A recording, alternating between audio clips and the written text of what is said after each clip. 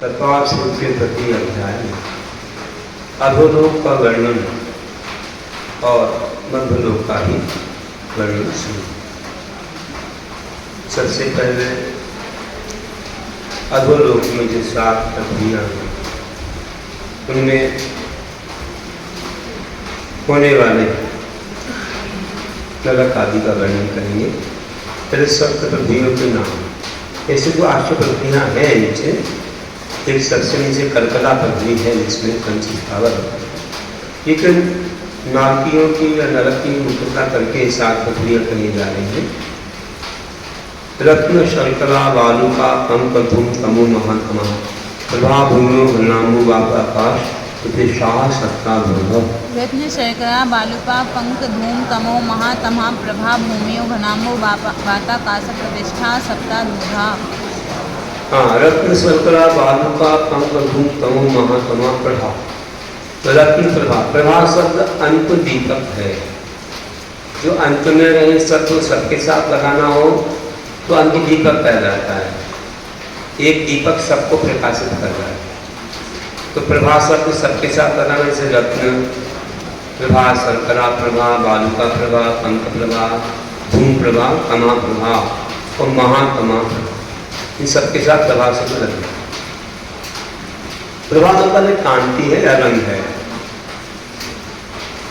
भूमियाँ, ये भूमियाँ सप्त 7 हैं और वे क्रम से अधोधा, आधा आधा, नीचे नीचे घनाम्बु आकाश प्रतिष्ठा। घनोदीवाद बलय, घनवाद बलय और तनुवाद बलय तथा आकाश के आधार से है। तो देखिए नीचे जो पृथ्वियों का क्रम बताया,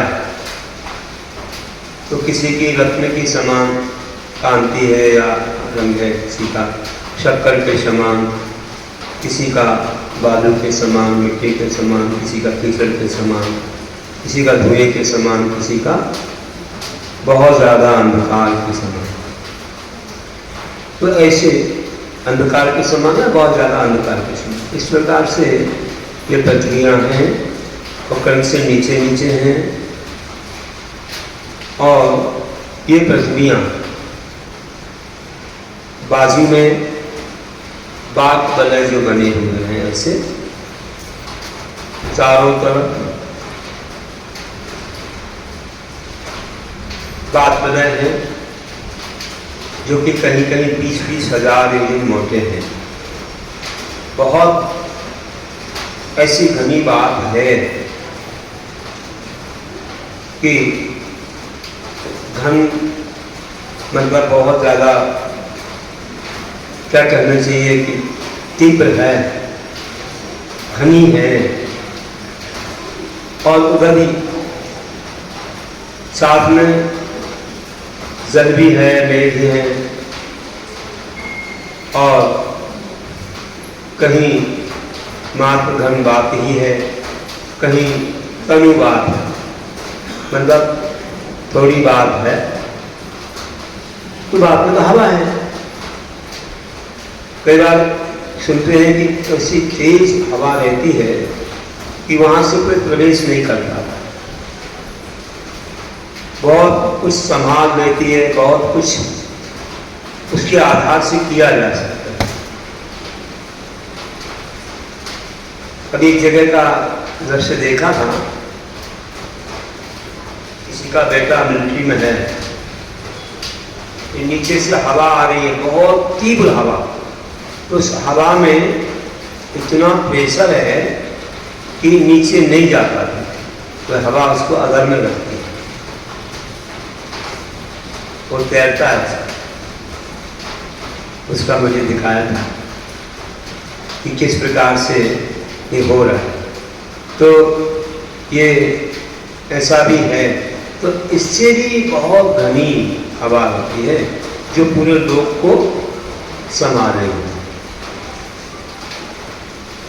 एक खिलौने से भी समझ में आता है। एक खिलौना जो बच्चे लोग खेलते थे, हम लोगों ने भी देखा, तो मुख से ऐसे फूंकते हैं ना, तो हवा निकलती है और एक गेंद रहती छोटी सी, तो गेंद ऊपर उठती है और घूमती रहती है, और अच्छे से धीरे धीरे फूकते रहो तो गेंद आधार में बनी रहेगी, और थोड़ा रुक गए तो उसी पर आ जाएगा, जोर से फूक दिया नीचे, तो बैलेंस बनाए रखने पर। तो जैसे वो गेंद छोटी सी है तो उसके लिए थोड़ी हवा अपेक्षित है, वैसे इतनी ज़्यादा हवा पूरे लोक को संभालने के लिए है। 20-20 हजार योजन मोटे घन बात जो पूरे लोक को संभाले। ये पृथ्वियाँ इन बादलों के आधार से हैं ऐसे बाजू में, और ये बादल आकाश के आधार से, ऐसे आकाश के बीच में, फिर अनंत आकाश। ये बात यहाँ पर समझाएंगे। तो ये पृथ्वियाँ नीचे हैं, इनके बारे में थोड़ा और अगर समझना चाहें तो रत्न प्रभा पृथ्वी कितनी मोटी है, 1,80,000 योजन मोटी, 1,80,000 योजन मोटी। इसमें हमारे सुमेरु पर्वत है तो 1,40,000 योजन है, 1,80,000 योजन मोटी पहली पृथ्वी।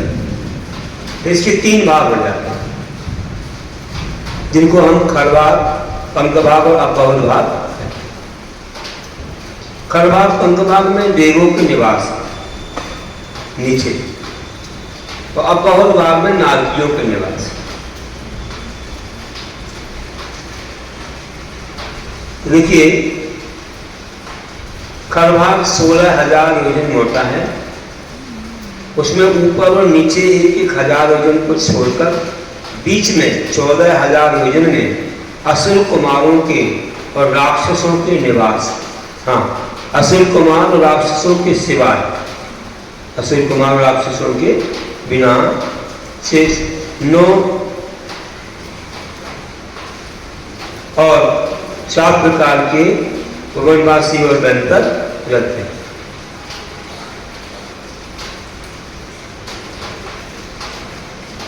जैसे भवनवासियों के 10 भेद हैं, तो एक छोड़ लो असुर कुमार, बाकी 9 रहेंगे। और जो दंतर हैं उनमें से उनके 8 भेद हैं, उनमें से राक्षस को छोड़ दो, बाकी 7 रहेंगे। इतने प्रकार के वहाँ देव रहते हैं। कहाँ पर रहते हैं? ऊपर वाले भाग में रहते हैं, जिसको हम खरभाग कहते हैं। फिर नीचे चलो, और नीचे जो पंख भाग है उसमें असुर कुमार और राक्षस रहते हैं, दूसरे वाले भाग में।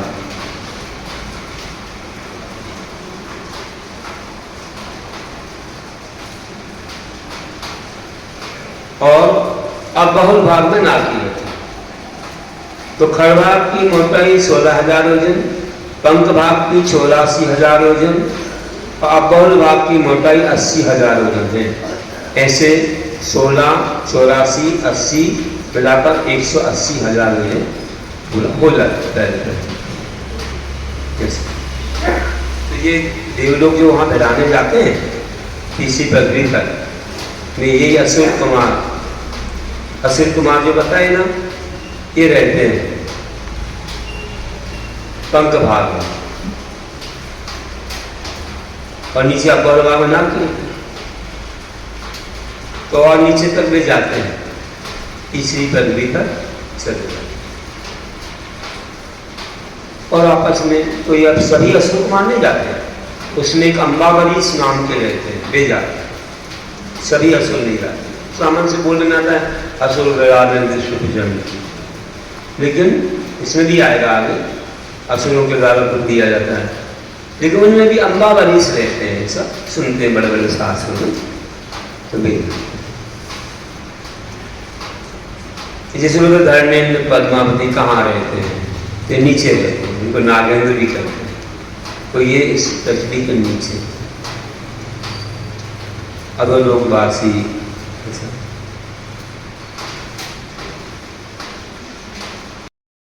कि कैसे किसके आधार से क्या है बताया। अब सातों पृथ्वियों में नरकों की संख्या कितनी है? नरक किसको कहते हैं? ये 7 पृथ्वियां हैं, इसको उपचार से लोग नरक बोल देते हैं, लेकिन नरक तो कुएं के समान होते हैं। एक एक पृथ्वी में बहुत सारे होते हैं, बहुत सारे होते हैं। पहली पृथ्वी में 30 लाख और अंतिम में 5, अंतिम 7वीं पृथ्वी। कैसे आगे संख्या है इसके लिए बता रहे हैं। काशु पंचविंशति पंचदशी पंचोने नरक सप्त सहस्राणि पंच जब यथाकृतम्। तासु 63 पंचविंशति पंचदश नरक सहस्राणि पंच चैव यथाक्रमम्। हाँ, तासु पंचविंशति पंचदशी पंचोने नरक सप्त सहस्राणि पंच चैव यथाक्रमम्। तो तासु मतलब तासु पृथ्वीषु, उन पृथ्वियों में, उन पृथ्वियों में यथाक्रम मतलब यथाक्रम से। तो 3पंचविंशति पंचदश 10 पंचोने नरक सप्त सहस्र। तो केवल 30 लाख 25 लाख 15 लाख 10 लाख 3 लाख 5 कम 1 लाख तथा पंच ये 5 ही नरक विद हैं। ऐसे विद हैं। देखिए तो ये विद जमीन में गड़े हुए ढोल की तरह, जैसे कोई जमीन में ढोल गाड़ दे तो पोला पोला रहेगा, तो वैसे ही ये पृथ्वियों में बड़े बड़े योजनों के बिल बने हुए, उनमें नारकी रहते हैं। तो वे नरक कहलाते हैं, पृथ्वियों में नरक होते हैं। तो इन्होंने बता दिया कि कैसे होते हैं। तो देख लो, ये पहली पृथ्वी में 30 लाख होते हैं, दूसरी में 25 लाख, तीसरी में 15 लाख, फिर चौथी में 10 लाख, फिर 5वीं में 3 लाख, 6वीं में 5 कम 1 लाख और 7वीं में केवल 5। ऐसे करके पूरे के पूरे ये बिल अगर मिलाएंगे तो 84 लाख 84 लाख नरक हो जाता है। कहने में तो अपन लोग 7 नरक ऐसा नहीं, 7 तो पृथ्वियां हैं और नरक तो इन्हीं के पुराने नाम कुछ बोलते थे। पुराने में आते हैं ब्रह्मा, बंसा, मेघा, अंजना, रिश्ता, मगवा और मागवी, ऐसे भी 7 पृथ्वियों के नाम हैं। उपचार से 7वें नरक में चला गया ऐसा बोलते हैं। तो 7वीं पृथ्वी है। पहले ही पृथ्वी में 30 लाख नरक है, फिर 7वां कौन सा? पहली पृथ्वी का 7वां क्या है? 7वीं पृथ्वी में गया, वहां तो 5 ही गए, वहां का 7। तो देखिए ऐसे बताया। और कैसे होते हैं नाग की, उनका क्या स्वभाव होता है? तो नाग का नित्या सुरतल लेशा परिणाम दे वेदना विक्रिया। नाग का नित्या सुरतल लेशा परिणाम देह वेदना विक्रिया। तो नाग का, नर के भवा नाग का बोलते हैं, नरक में जो उत्पन्न होते हैं नाग भी कह जाते हैं। वे नित्या हमेशा ही असुरतल लेशा। अब देखो ये आदि दीपक हो गया, असुरतल सबके साथ लगाना है। जो पहले आ जाए और सबके साथ लगे वो आदि दीपक कहलाता है, वो अंत में आए और पहले के सब में लगा तो अंत दीपक कहलाता है, ये प्रकाश कहलाता है। तो असुरतल वेश्या, असुरतल परिणाम, असुरतल देह, असुरतल वेदना और असुरतल विक्रिया वाले होते हैं।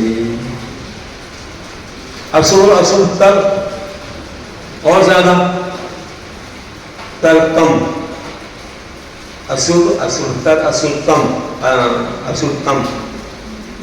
तो असुर एक सामान्य हुआ, असुरतर थोड़ा विशेष हुआ, और असुरतम हो गया तो और बड़ा विशेष। इस अच्छे के लिए आप गुड बेटर बेस्ट बोलते हैं, वैसे ही असुर असुर तर असुर तम। तो यहाँ तर लिया,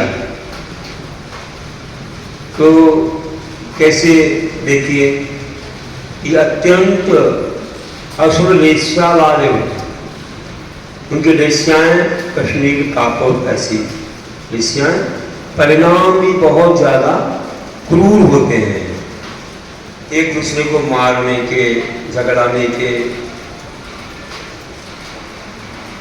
काटने आदि के परिणाम होते हैं। और शरीर भी उनका हुंडक संस्थान होता है, बहुत विकृत होता है, उबड़ खाबड़ जैसे, और 8 अंग ही उनके ऐसे विकृत टेढ़े मेढ़े। और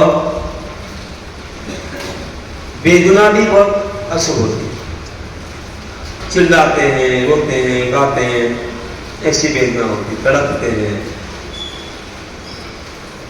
और विक्रिया भी अशुभकर होती है, कभी बिच्छू बन जाए, कभी शेर बन जाए, कभी अग्नि बन जाए, कहीं पेड़ बन जाए, कोई बैठे तो उसको नीचे गिर करके पत्ता या कुछ डाल उसको काट दे, कड़ाई बन जाए, पुतली बन जाए, गरम पुतली उससे चिपकाओ, ऐसे चिल्लाते हैं और एक दूसरे को दुख देते हैं, जलाते हैं। कुछ देव भी पहुंच जाते हैं इसमें आनंद लेने वाले,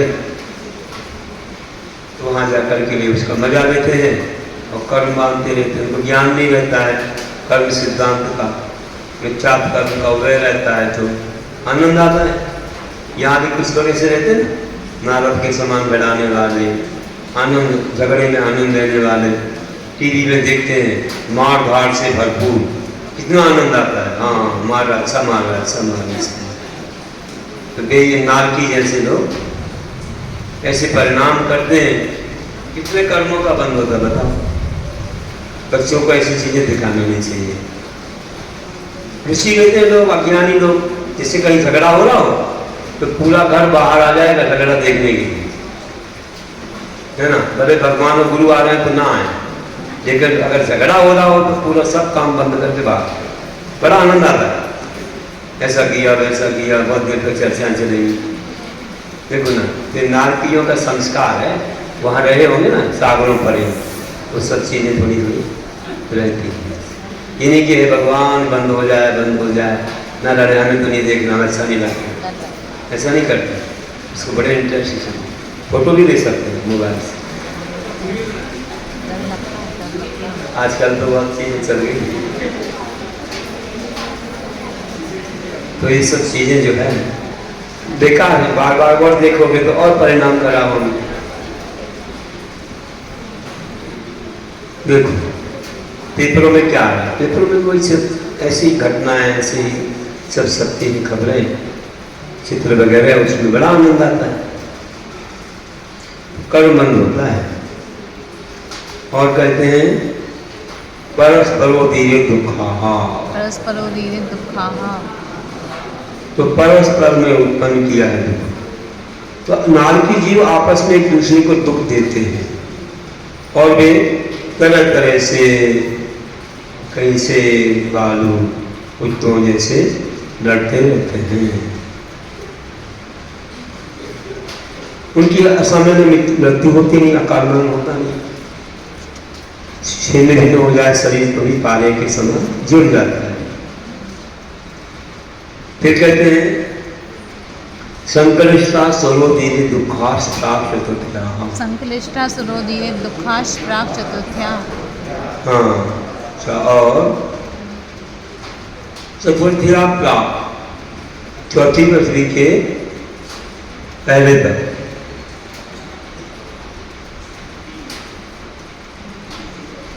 चौथी पृथ्वी से पहले अर्थात तीसरी पृथ्वी पर्यंत कि वे नारकी संकृष्टा स्वरोधि दुखा, संक्रमित परिणाम वाले अम्बावाली जाति के असुर कुमारों के द्वारा, हम असुर कुमार देवों के द्वारा उत्पन्न किया गया है दुख जिनको ऐसे होते हैं।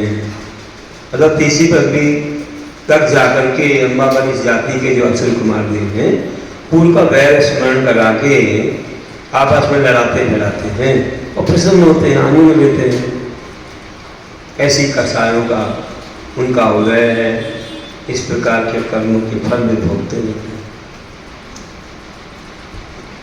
अब कोई तीर्थंकर बनेंगे वहां से आके, केवली नहीं बन सकते हैं, मुनि बन सकते हैं। कोई तो देखो तीसरी पृथ्वी तक से तो आके तीर्थंकर बन सकते।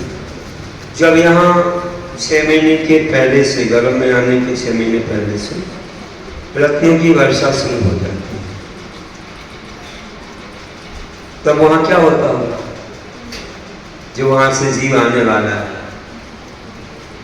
तो वहां 6 महीने के पहले के देव जो रहते हैं ना, उनमें कुछ अच्छे देव भी रहते हैं, कुछ तो लड़ाने वाले और कुछ देव रहते हैं जो सम्यक दृष्टि देव हैं। वहां वैसे मिथ्यास उत्पत्ति होती है भवन में, लेकिन बीच में कोई सम्यक दृष्टि बन जाए, सम्मुषण में भी आते हैं। तो ऐसे देव वहां जाकर के भवन में से, मतलब कोई जो नीचे ही रहते हैं देव, कमलनाशी बनता है, या यही असुर कुमारों में भी कोई सम्यदृष्टि बनता है, सुबह जाकर के बाढ़ लगा देते हैं। जो तीर्थंकर बनने वाला है ना, 6 महीने के बाद बाढ़ लगा देंगे, दूसरा कोई जीवन परेशान नहीं कर सकते। अच्छी भावना लाने लग जाते हैं वहां से। अब शरीर तो वैसा रहता है, लेकिन वहां से खूब अच्छी भावना लाते हैं, क्योंकि उन्होंने तीर्थंकर प्रकृति का संचय किया था पहले इस यहाँ पर मनुष्य अवस्था। सब चीज़ें मुझे याद आती हैं और मुझे वहाँ जाना है, ऐसा होगा, सब चीज़ें अवधि ज्ञान से अच्छा धर्म ज्ञान करने लग जाते हैं भगवान का चिंतन से। और उन्हें कोई छू नहीं पाता, कोई मार नहीं पाता, कुछ नहीं करता। बताइए, तीर्थंकर बनना है क्या? नहीं। अब देखो क्या है, ये बातें कुछ पुराण की बातें हैं, बन तो जाता है स्पर्शन किसी का, 6 बेटा 14 राजीव 14, हम लोग पढ़ते रहते हैं, लेकिन जहाँ की बात करते हैं वहां तक करना नियोग से घटता नहीं। किसी का तीसरी पृथ्वी तक घटता, चौथी तक नहीं घटता, क्या करेंगे?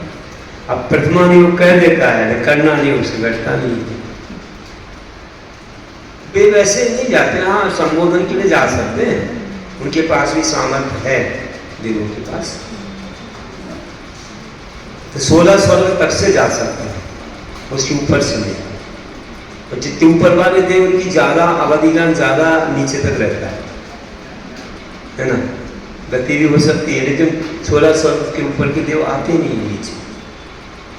और 16 स्वर्ग वालों की एक सीमा है कि कहाँ तक जाएंगे, जितने नीचे कहीं बता दे तो उतने नीचे नहीं जा पाते हैं, लेकिन पुराण में कथन कर देते।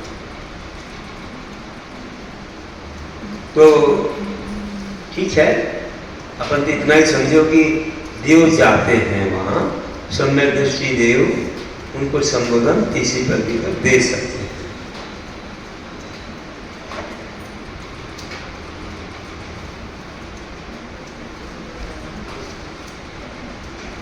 इस प्रकार से कुछ बातें समझने की है। फिर आगे कहते हैं नागियों की उत्कृष्ट आयु कितनी है।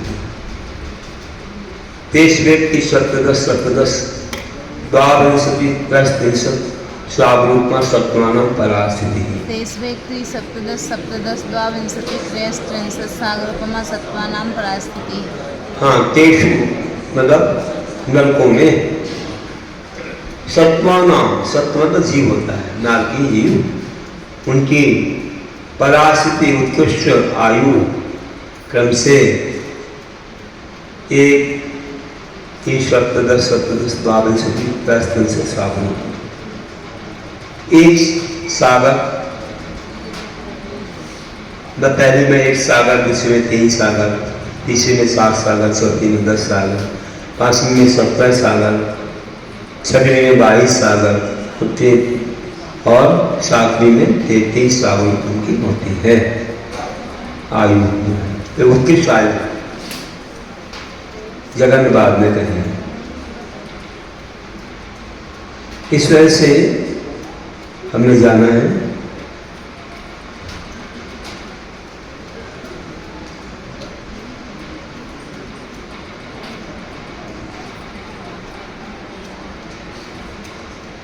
और भी कुछ बातें हैं जो कि जैसे शर्करा पत्ती कितनी मोटी है तो 32,000 वजन मोटी, और ऐसे ही बालू का प्रभा पत्ती की मोटाई 28,000 वजन, पंख प्रभा की 24,000, भूम प्रभा की 20,000, तमा प्रभा की 16,000 वजन, महात्मा प्रभा की मोटाई 8,000। इनमें कुछ पटल भी होते हैं, जैसे पहली पृथ्वी में पटल जैसे आप लोग बोलते हैं ना, फर्स्ट फ्लोर सेकेंड फ्लोर, ऐसे पार्टीशन होते हैं एक ऊपर एक, उनमें बिल बने रहते हैं। तो ये कितने होते हैं? तो पहली पृथ्वी में 13 पटल है, दूसरी में 11, तीसरी में 9, चौथी में 7, पांचवीं में 5, छठवीं में 3 और सातवीं में 1 पटल।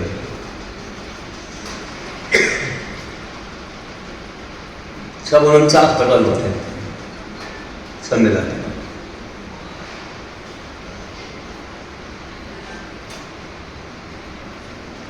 इनमें कुछ उष्ण होते हैं, कुछ शीत होते हैं। ये जो बिल होते हैं ना, ये देखो रत्न प्रभा पृथ्वी से लेकर 5वीं पृथ्वी तक 82,25,000 बिल उष्ण होते हैं कि लोहा गल जाए, पिघल जाए इतने, और नीचे 1,75,000 बिल ठंडे होते हैं कि फिर वो लोहा फिर से जम जाए, लोहे का पानी फिर जम जाए।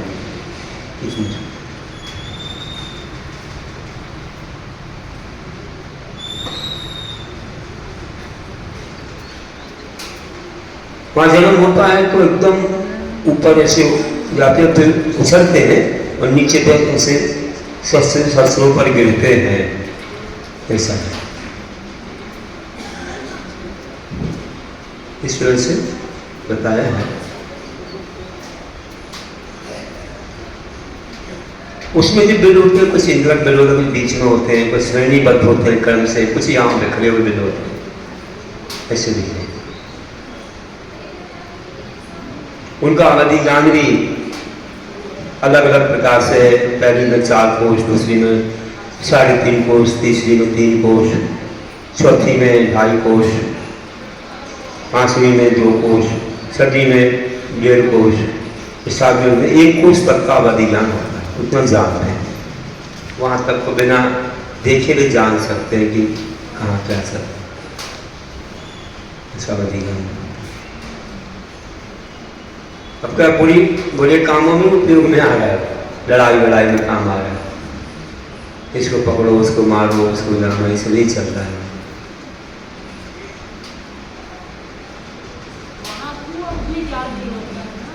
सम्यदर्शियों को शिवावधि नहीं होता है, अवधि का। सम्यदर्शी बनने के बाद या सम्यदर्शी जा रहे हैं कभी उनका अवधि ज्ञान है, और जो मिथ्या दर्शन में वो अवधि ज्ञान है।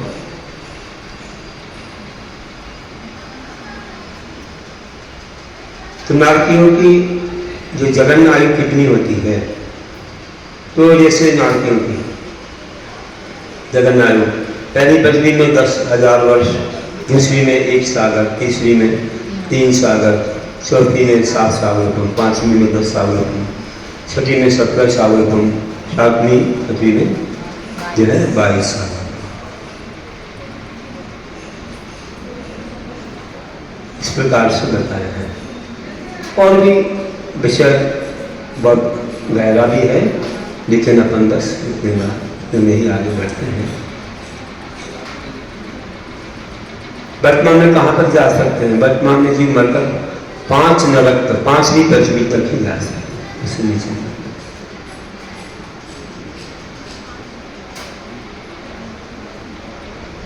और जैसे चौथा काल था तो स्त्रियां 6वीं पृथ्वी तक जा सकती हैं, 6वीं से नीचे नहीं, और पुरुष है तो 7वीं पृथ्वी तक। आज तो 5 से नीचे कोई नहीं। अब जैसे और भी ले लो कि ये शेर वगैरह तो कहाँ तक जा सकते हैं? 5वीं पृथ्वी। और ये भुजंग सर्प वगैरह 4थे तक, पक्षी वगैरह 3रे तक, और शरीर सर्प वगैरह तथा संगी पंचंगी ये 2री पृथ्वी तक जा सकते। इसलिए उनके पास शक्ति नहीं है कि इतना पाप करे, वो बहुत नीचे। मनुष्य ज्यादा पाप कर सकता, बड़े बड़े युद्ध लड़ता है, बहुत परिग्रह रखता है, इसलिए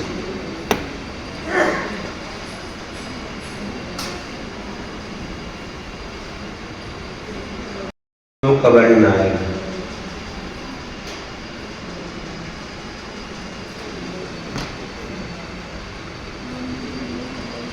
नीचे भी चैत्यालय बने हुए हैं, तो देव रहते हैं ना खरवा पंख भाग में, वहां चैत्यालय बने हुए हैं। अधोलोक के 7,72,00,000 अकृत्रिम चैत्यालय हैं। 7,72,00,000 इतने अकृत्रिम जिनालय बने हुए हैं, जहां हम बैठे इसके नीचे। बताओ,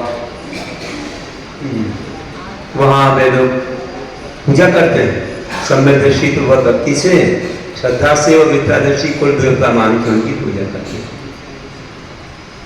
अब मध्यलोक का वर्णन आ रहा है। ये मध्यलोक जहां है, एक राजू में पूरे असंख्यात द्वीप समुद्र हैं, तो सबसे बीच में क्या है जहां हम रह रहे हैं? सबसे पहला द्वीप है तो जम्बूद्वीप लवणोदादया सुरनामानो द्वीप समुद्रा। जम्बूद्वीप लवणोदादया सुरनामानो द्वीप समुद्रा। इस मध्यलोक में सुरनामाना अच्छे अच्छे नाम वाले जम्बूद्वीप आदि द्वीप और लवण समुद्र आदि समुद्र हैं।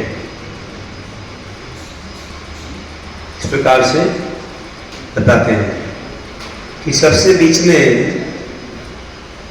थाली के आकार का जम्बूद्वीप है, थाली के आकार का, उसके चारों तरफ लवण समुद्र वे चूड़ी के आकार के एक दूसरे को घेरे हुए हैं। लवण समुद्र है, उसके चारों तरफ दापकी खंड द्वीप है, उसके चारों तरफ कालोरी समुद्र है, उसके चारों तरफ पुष्करवत द्वीप है, उसके चारों तरफ पुष्करवत समुद्र है। इस प्रकार एक दूसरे को घेरे हुए ये जैसे 8वां द्वीप नंदीश्वर द्वीप है, अंतिम द्वीप स्वयंभूलमण द्वीप है, और संख्यात द्वीप समुद्रों के बाद स्वयंभूलमण समुद्र भी आता है। इस प्रकार से कहा है। कह रहे हैं कि द्वीप समुद्र का विस्तार रहा, दुर्ग विस्तंभा पूल पूल परिक्षेपणों वलया प्रत्यय। हाँ, दुगने दुगने विस्तार वाले पूल के द्वीप और समुद्रों को घेरे हुए वलया प्रत्यय मतलब सूर्य के आकार वाले द्वीप और समुद्र हैं। फिर कहते हैं कि हमारा जम्बूद्वीप कैसा है? तन्मध्ये मेरु नागर वृत्ते योजन 7,000 विस्कंभो जम्बूद्वीपा। तन्मध्ये मेरु नागर वृत्ते योजन 7,000 विस्कंभो जम्बूद्वीपा। तन्मध्ये मतलब तट मध्य।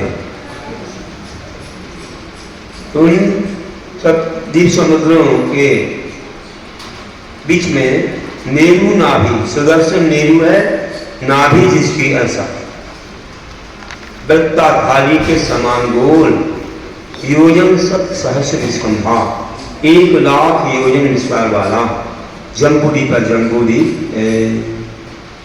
थाली के आकार का गोल है, जिसे सूर्य मंडल होता है। और नाभि अपने शरीर में सबसे बीच में होती है, वैसे ही यह भी सारे द्वीप समुद्र के बीच में है। और इस जम्बूद्वीप के बीच में नेहरू पर्वत है, नाभि के सामने।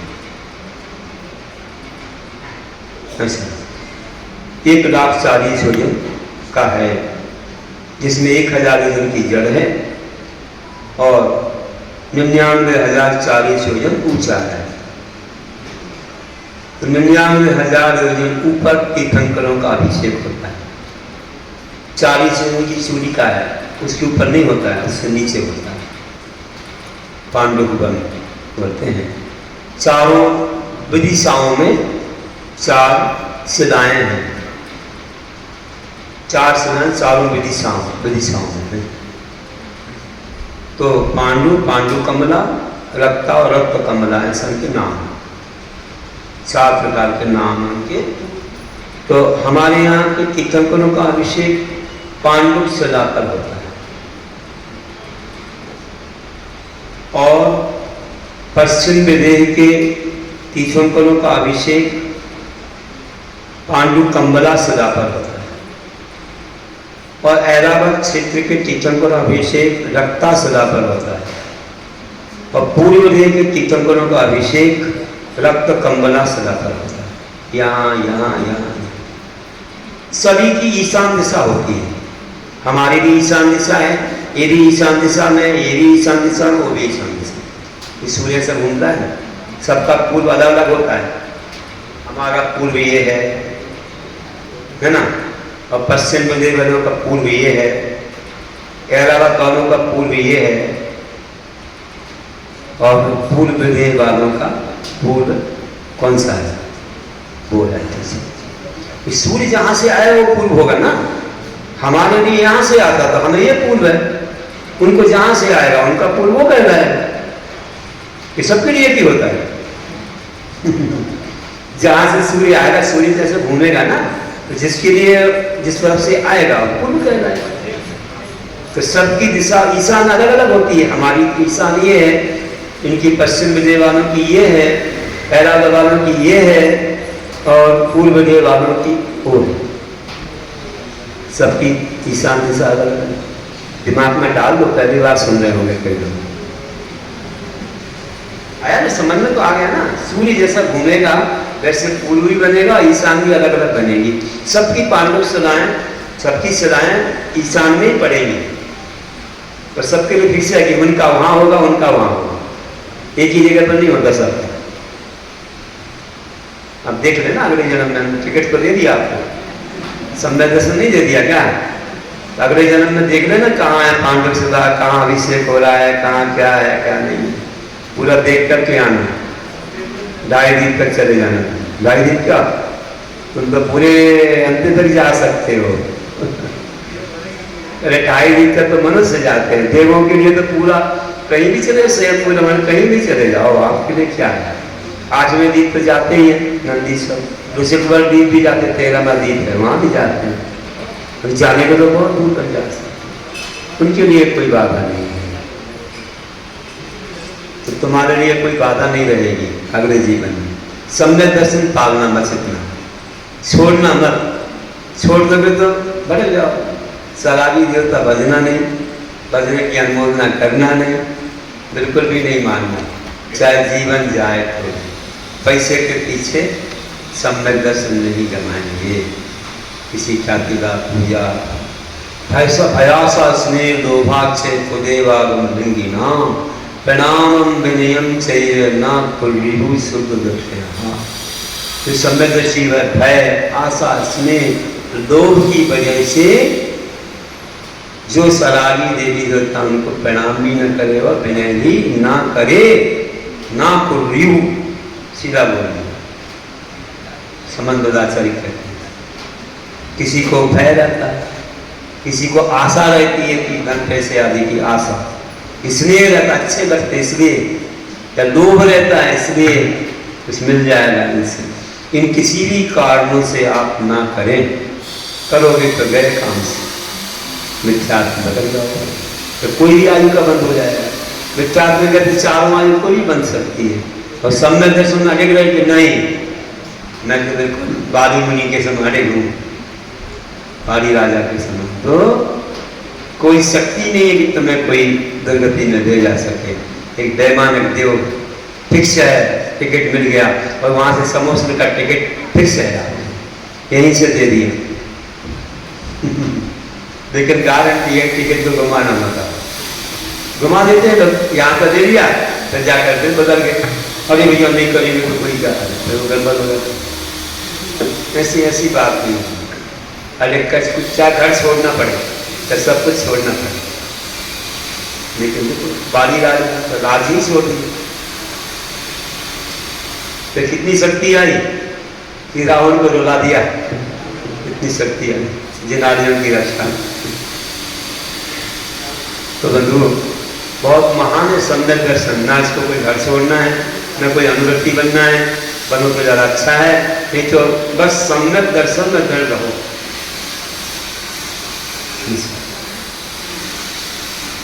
तो देखिए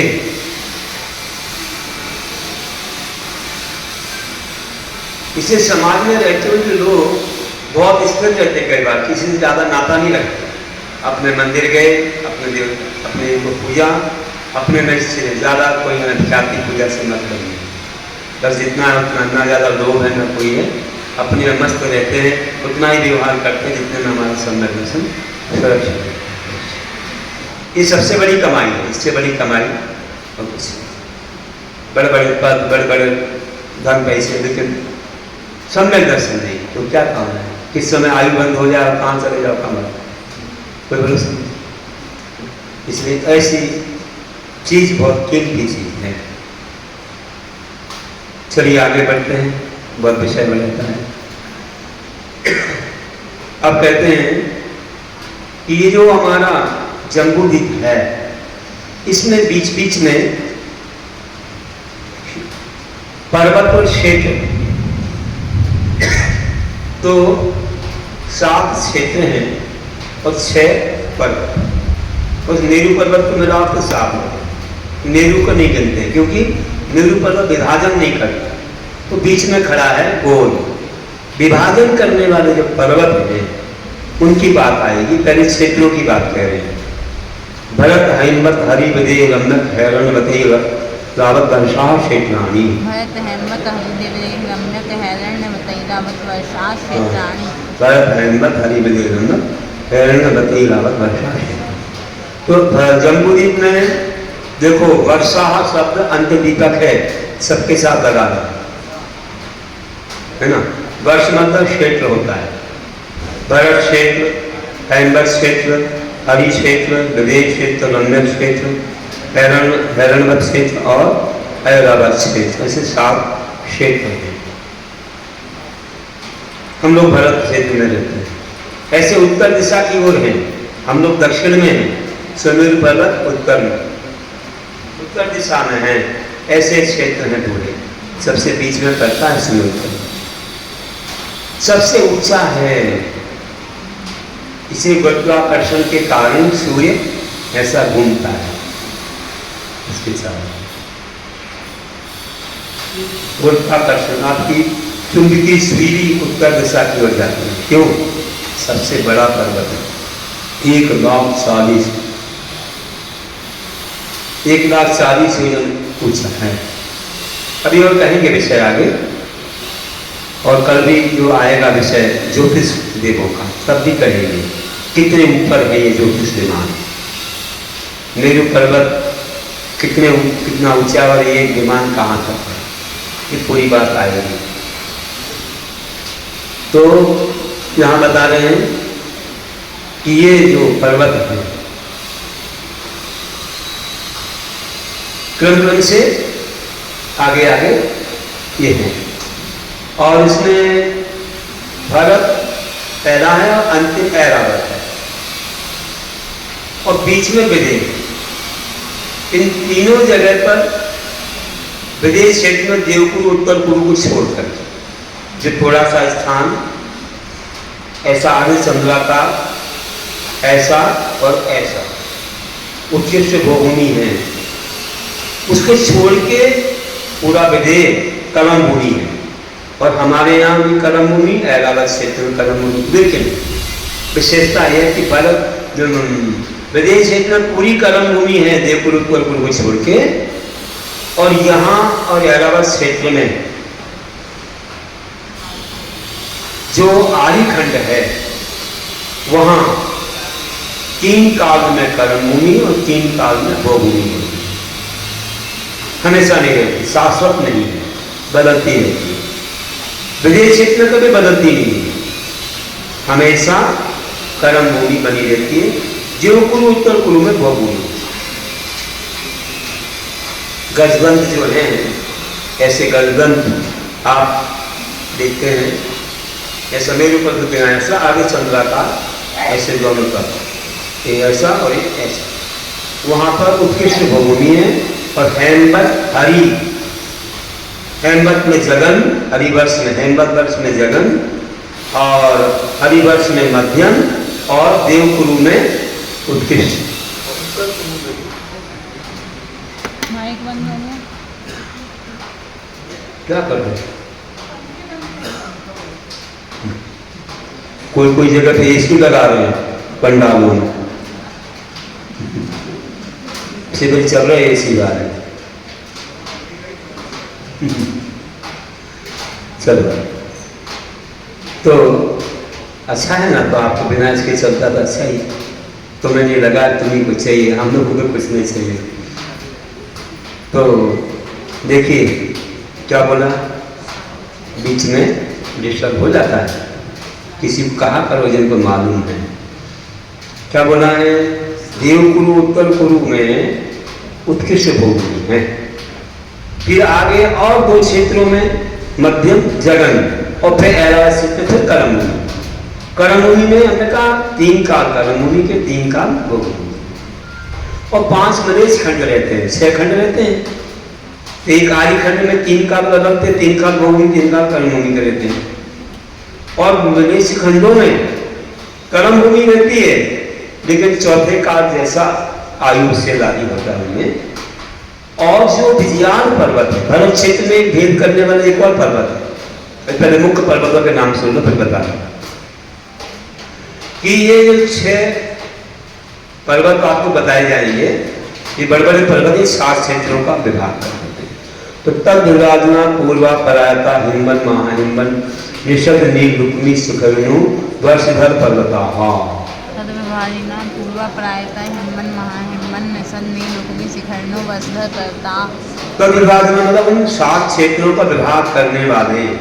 पूर्वा परायता, पूर्व अपरायत मतलब पूर्व पश्चिम तक फैले हुए लंबे, हिमवन महाहिमवन निषद नील रुक्मी और शिखरी। हिमवत, महाहिमवत, निषद, नील, रुक्मिन और शिखरन, ऐसे ये वर्षभर पर्वत, वर्षभर मतलब क्षेत्रों को धारण करने वाले, विभाजन करने वाले कुलासन हैं, पर्वत हैं। ऐसे ये वर्षभर फैलाते हैं, इन्हीं से क्षेत्रों का विभाग होता है। ऐसे बीच में आए हुए हैं, बहुत पूछे हैं, इन पर क्या क्या व्यवस्था है अभी बताएंगे आगे।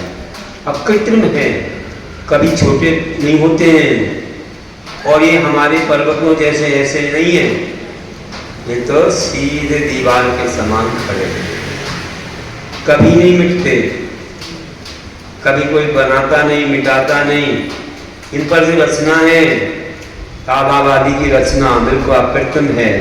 जैसे सूर्य चांद को किसी ने बनाया, कभी मिटा सकते हैं? कुछ क्षरण होते हैं क्या? इतने ऊपर होके भी कभी ना गिरते हैं, ना कम होते हैं, ना कुछ होते हैं, जैसे कि तैसे बने हुए हैं। किसी ने नहीं बनाया, तो कोई बोले बनाया है, तुम बोले उजाले बनाया कि अंधेरे बनाया? कैसे बनाया? तो अंधेरे में तो बना नहीं सकते, तो उजाले बनाया होगा, तो उसके पहले और कोई सूर्य रहा होगा, उसको किसने बनाया? अरे फिर तो गड़बड़ हो जाएगा। तो ऐसे तो आगे बढ़ते ही चले जाओगे। फिर बनाने वाले को किसने बनाया? उसको अंधेरे बनाया कि उजाले बनाया? फिर वहां तो कोई अंत ही नहीं रहेगा। इसलिए ध्यान रखना कि यह अनादिकाल से किसी ने नहीं बनाया है। ऐसे ही इन पर्वतों को किसी ने नहीं। हमारे यहाँ के पर्वत तो ढह जाते हैं, फिर बन जाते हैं। अभी रह रहने से क्योंकि बहुत तीव्र वर्षा होती है तो मिट्टी बहती है, क्षरण होती है, समुद्र में जाती है, समुद्र का पानी ऊपर आता है, डूबने आ जाता है, क्षेत्र आते आते आते एक समय नहीं होगा पूरा जल मग्न हो जाए। फिर प्रलय आएगा, प्रलय आएगा तो प्रलय से जितनी मिट्टी गई है वो पुनः वापस आ जाएगी और बड़े बड़े पर्वत हो जाएंगे। शिखर जी कितना बड़ा था संवेद शिखर, बताओ 12 योजन में शिखर जी। जितनी गिरिडीह और हजारीबाग की पहाड़ियां हैं सब शिखर जी की। धीरे धीरे धीरे वो सब क्षरण होता गया, थोड़ा सा बचा। अभी और 18,000 वर्ष तक तो ये भी ऐसा हो जाएगा कि एक डग में चढ़ जाओ, आदमी भी छोटे हो जाएंगे, फिर उसका कोई महत्व तो नहीं रहेगा ना। अभी कुछ वर्षों में देख लो क्या हो रहा है। अभी तो ऐसी स्थिति हो गई है कि अब होटलें बढ़ रही है, दुकान और रोड पे लगा दे तो हो गया, जूता चप्पल पहने जाएंगे, सब दे दी जूता, सब जगह क्या क्या कर देंगे, क्या भरोसा है, गिरनाथ कैसा हो गया। तो बड़ी मुश्किल हो रही है। संभालो जितना संभाल सकते हो, अपने जीवन तक तो है, अभी आगे आने वालों के लिए क्या होगा अपन को मालूम। कैसे पुण्यहीन लोग जन्मेंगे, उनके जीवन का क्या होगा, इस भरोसा नहीं करेंगे। अच्छे पुण्यवान तो विदेश क्षेत्र में जन्मते जहाँ पर कोई शराबी नहीं, कोई मिथ्या मत नहीं, पीती भीती नहीं, हमेशा कीर्तन का रिद्धिदारी। अब वहीं चलना है अपन को, वहीं चलना है। लेकिन टिकट को मत छोड़ देना, बस कोई सदोगे नहीं तो बिना टिकट तो नहीं ले जाएंगे। बिना टिकट नहीं जाना चाहिए ना, पकड़े जाओगे बीच में। 100% टिकट है ना? बस उसी से चलना। चलिए तो आगे। इन पर्वतों पर भी व्यवस्था है, बड़े बड़े पर्वतों पर भी व्यवस्था है। बस बीच में ये कह दूं कि 2 पर्वत ऐसे हैं जो विजयाद पर्वत है, ये हमारे भारत एरावत के बीच में, ये 3 पर्वतों में गिनती नहीं हुई, ये विजयाद है। विजय आदि विजय हो गई, चक्रवर्ती की बताते हैं। इन पर भी विजयाद श्रेणियां हैं। ये हनुमान वगैरह जो थे ना, विद्याधर लोग वहीं पर रहा करते थे। अभी भी विद्याधर लोग रहते हैं, वहां चौथे काल जैसा वातावरण रहता है। वहां के विद्याधर विदेश से जाते हैं, दीक्षा देते हैं, रिद्धिदारी बन के वहां आ जाते हैं। आज भी वहां से मोक्ष होता है, आज भी होता है दरअसल एरावत में वैसी। लेकिन बाकी यहाँ और आदिखंड में आज व्यवस्था वैसी नहीं है, लेकिन विजयाद के ऊपर ऐसी व्यवस्था, सामान लोग वहां जा नहीं सकते। तो विद्याधर लोग भी अभी आते नहीं पंचम काल में। यहाँ इतना पुण्य नहीं है लोगों, जैसे स्वर्गों के देव नहीं आते, यहाँ रहने वाले देव भी नहीं दिखते, इतना पुण्य नहीं है। लोग पागल हो जाएंगे, बनावटी देव को देखे तो पागल हो गए, साफ साफ देखे तो पीछे लग जाए, भूल जाए अपने घर पर, वे आते ही नहीं ना। चौथे काल में हमारे साथ ही बैठते थे, सब लोग आते थे, बैठते थे, रहते थे समोषण में एक साथ सब। लेकिन अब नहीं है पुण्य पंचम काल में, नहीं दिखते। देखने को दिख जाए कि आंख वाले देव, लेकिन दिखते नहीं प्राय, दिखते नहीं प्राय। तो लोग बड़े से मूल बहुत हैं, एकदम भूल जाएंगे, उन्हीं की पूजा करने लग जाएंगे भगवान के समय। तो ऐसे नहीं। तो देखो, और विजयाद पर्वत जो है वो बहुत विशेष है। उसकी गुफाओं से ही नदियाँ गंगा सिंधु बहती हैं, उसको वहीं से प्रवेश करता है चक्रवर्ती। ऐसे दरवाजे वहाँ की अपने यंत्र से अपने रत्न से खोलता है ना, तो 6 महीने तक आग निकलती रहती है, वहीं से प्रवेश है। विजय प्राप्त करने के लिए जाता है, वहाँ तक विजय होगी, मतलब आधी विजय 3 खंड होगी, फिर 3 खंड उस तरफ जीतेगा। वहाँ पर एक बीच वाले विलेज खंड में वह पर्वत है जो कल मैंने परसों कहा था, वह वृषभगिरी पर ही नाम लिखा जाता है विजय होने के बाद। तो वह विजयाद के उस पार है। चलिए तो आगे इनकुलाचनों का रंग क्या है, इन पर्वतों का रंग कैसा है? हेमार्जुन कपनी वैडूर्यजत हेमया, हेमार्जुन कपनी वैडूर्यजत हेमार्जुन कपनी वैडूर्यजत मया। ये पर्वत कौन से? हेम मतलब स्वर्ण, अर्जुन मतलब चांदी, कपनी मतलब तपाया हुआ स्वर्ण, और वैडूर मणि मतलब नीली होती है, नीला रंग, और रजत फिर चांदी, और हेमया मतलब स्वर्ण के समान, स्वर्णमय है। यहाँ मय जो प्रत्यय आता है वह समान में नहीं आता, वादे हैं, सब नहीं बोला, मैं बोला। तो गुरु महाराज कहते थे कि ये उसमय है, ये नहीं समझना कि ये कैसे होंगे पर्वत ऐसे, ये सोना चांदी आते कहाँ से? जमीन से तो निकले हैं, जमीन से लगा पर्वत है, मणियां आई कहाँ से? उसी से तो पहाड़ बने, आपको नहीं देखते तो आपको ऐसा लगता है ये उसी से बने हुए हैं, उसी से बने हुए हैं कि स्वर्ण में, चांदी में तपा हुए स्वर्ण में, फिर वैडूर नील मणि और चांदी और स्वर्ण मय हैं। ये कोई आश्चर्य की बात नहीं है, क्योंकि ये चीजें आई कहाँ से? किसी ने ऐसे भी बनाई है, तो ये उसी से बने हुए हैं। अब कभी देव बन के जाओगे तो देखो कभी मिटते नहीं है, और भी उनमें मणियां लगी हुई है बहुत सारी।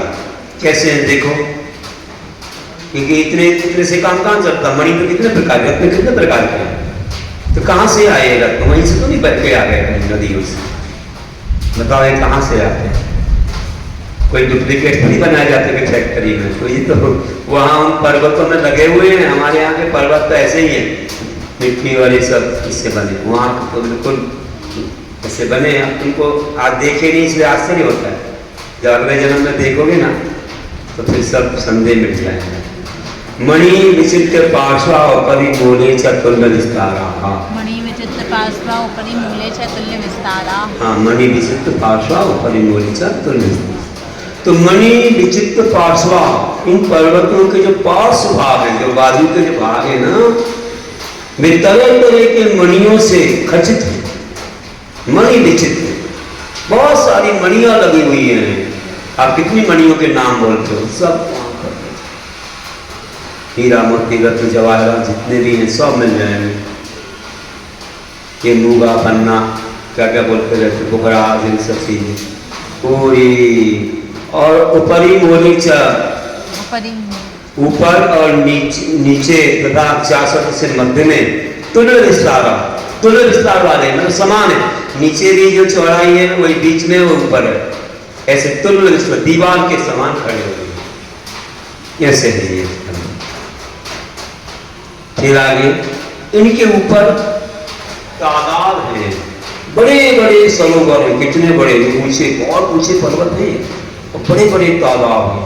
उनके बारे में कह रहे कि पद्म महापद्म, पद्म महापद्म तिगंच केसरी महापुंडरी पुंडरीका हलास तेषामुपरि, पद्म महापद्म तिगंच केसरी महापुंडरी पुंडरीका हलास तेषामुपरि, तेषामुपरि, तेषाम पर्वताना, उन पर्वतों के ऊपर क्रम से महापद्म, पद्म, तिगिंच, केसरी, महापुंडरी और पुंडरीक नाम के हृदय, हृदय मतलब तालाब।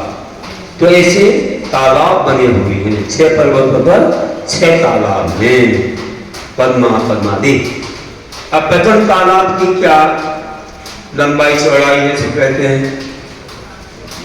प्रथमो योजन सहस्रायाम स्तम्भो हृदय, प्रथमो योजन सहस्रायाम स्तम्भो। हाँ, प्रथम हृदय प्रथम तालाब है, तो योजन सहस्रायाम 1000 महायोजन लंबा और तदर्थ लंबा, और लंबाई से आधा 500 महायोजन चौड़ा है। इतना बड़ा विशाल है तालाब। गहरा कितना होगा? 10 योजना होगा। हाँ, पहला तालाब 10 महायोजन गहरा है, देखो कितना विशाल है। अपन लोग बहुत छोटी काया वाले, अपन कितने देव लोग तो विशाल काया बना लेते हैं, वहां पहुंचते हैं। तन मध्य योजनम पुष्करम, तन मध्य योजनम पुष्करम। अब देखो उसमें क्या विशेषता है।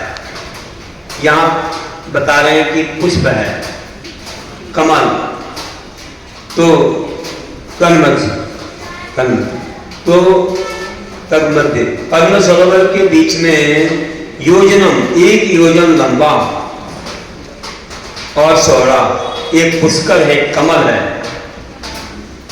ये वनस्पति का नहीं है, ये तो आकार बना हुआ है ऐसा कमल का, 1 योजन ये कमल है। और देखिए विशेष बहुत है इसकी नाड़ कैसी है, क्या है क्या नहीं है, और साथ में क्या उसके ऊपर जो है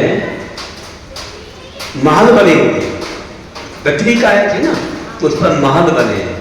और महलों में मुख्य महल और बहुत सारे कमल हैं, तो मुख्य कमल पर तो देवी का निवास है, देवियों के नाम आगे बता रहे हैं, श्री और भी कमल रहते ना, उनमें पारिषद का नाम के देव रहते महलों में, ऐसे बता रहे हैं। अब ये जो है हमने बताए, ये आगे आगे तालाबों में दुगने तालाबों का विस्तार, वो कमलों का तो दुगना कहाँ था, प्रदेश क्षेत्र का, उसके बाद ही फिर कम होता है, गोल है ना हमारा, तो वहाँ तक बढ़ेगा, फिर ऐसे सब चीज होगा, फिर आगे कम भी होता जाएगा, जैसे बढ़ा वैसे कम। तद दुगुण दुगुणा हृदय पुष्कराणी छ, द्विगुणा हृदय पुष्कराणी छ, तो हृदय पुष्कराणी छ आगे के तालाब और कमल क्रम से तद दुगुणा, प्रथम तालाब से तथा उसके कमलों से दोनों विस्तार वाले हैं कि आगे जैसे जैसे बढ़ेंगे दोनों दुगने होते जाएंगे प्रदेश में। तालाब भी बड़े हैं और कमल भी दुगने। फिर उन पर निवास करने वाली देवियां, जो कमलों पर महल बने हैं, उनमें कौन सी देवियां रहती हैं जो तीर्थंकर की सेवा को आती हैं? कन्निवासिन्यो देव्या श्री हिरी दिति कीर्ति बुद्धि लक्ष्म्या पदपम श्रद्धा सामान्य परिषद का। कन्निवासिन्यो देव्या श्री हिरी दिति कीर्ति बुद्धि लक्ष्म्या पल्लवम श्रद्धा सामान्य परिषद का। पल्लवम श्रद्धा एक पल्ल की आयु वाली तथा सामान्य परिषद का, सामान्य को पारिषद जाति के देवों से सहित श्री हुई दिति कीर्ति बुद्धि और लक्ष्मी नाम की देवियां क्रम से निवास करती हैं। एक एक तालाब पर एक जो मुख्य कमल है उनमें एक श्री देवी आगे वाले में, फिर और चले जाइए जो भी पूरी भक्ति आदि है। 6 पर्वतों के मुख्य कमलों पर ये हैं, और आजू बाजू के जो कमल रहते हैं वे भी प्रचलित आयक हैं, उन पर जो महल बने उनमें ये सामान्य पारिषद जाति के देव रहते हैं। अब आगे कहते हैं कि उन तालाबों से नदियां भी बही हैं वहां से, वे नदियां हमारे यहाँ आती हैं। तो कह रहे हैं गंगा सिंधु रोहित काश्या हरदरी कांता सीता सीतोदा नारी नरकांता श्रवण रूपकूला रक्ता रक्तोदा सहित स्तनमधुरा। गंगा सिंधु रोहित रोहिताश्या हरिधरी कांता सीता सीतोदा नारी नरकांता स्वर्ण रूपकूला रक्ता रक्तोदा सहित स्तनमधुरा। गंगा सिंधु रोहित रोहिताश्या हरिधरी कांता सीता सीतोदा नारी नरकांता स्वरूकूला रूपकूला रक्ता और रक्तोदा, इस 14 नदियां जो है इन 7 क्षेत्रों में बहती हैं वहां से निकल करके। तो देख लीजिए पहले तालाब से पद्म नाम के तालाब से गंगा सिंधु रोहिताश्या ये 3, और 6वें तालाब से नदियों से घिरे हुए हैं, इनके सहायक नदियां हैं। इन्हें मिलती हैं या कहो कैसे जो भी कह सकते हैं इनकी सहायक नदियां, क्योंकि प्राय करके बड़ी नदियां तो गहरी रहती हैं, छोटी नदियां मिलती रहती हैं। अब कोई ये कहे कि बड़ी नदियों से अगर छोटी नदियां निकले तो कैसे निकलेंगी? बहुत ज्यादा गहराई से ये तो नीचे जाएंगी, बड़ी नदी तो बहुत गहरी रहती है ना। छोटी नदी निकलने के लिए पानी को ऊपर लाना पड़ेगा, उसका डैम बनाना पड़ेगा, फिर जैसे वो कैनाल नहीं निकालते हैं ऐसे निकालना पड़ेगा, नहरें निकालना पड़ेगा। तो वैसे हो सकता है कि कहीं ये भर जाती है, वहाँ से कोई दूसरी नदी तैयार होती है, कैसे माने तो कोई बात नहीं। ज़्यादा विस्तार नहीं लिखा, लेकिन अपन अपने दिमाग से समझे। लेकिन एक बात और कहूँ बीच में कि देखिए, ये जो नदियां हैं अभी वर्तमान में, ये बे नदियां नहीं हैं, ये कोई नाम वाली नदियां बाद में जो नाम पड़े थे। सही आप बोल रहे हो, लेकिन और कुछ अनुमान लगाइए आप। ये हिमालय पर देखो पद्म तालाब है, वहां पर वो पृथ्वी का एक कमल है, उस पर बे महल बने, देख कर आओ, थोड़ा एरोप्लेन से चले जाओ, हेलीकॉप्टर से सर्वे करो। और सुनो, इतना ही नहीं, जो अपन पढ़ोगे ना, सुन लो अच्छे से, अच्छा विश्वास आएगा आपको, श्रद्धा जगेगी कि नदियां जो गिरती है ना वहां से, तो अरहंत भगवान की प्रतिमा पर गिरती उसकी धारा, उसका अभिषेक होता है।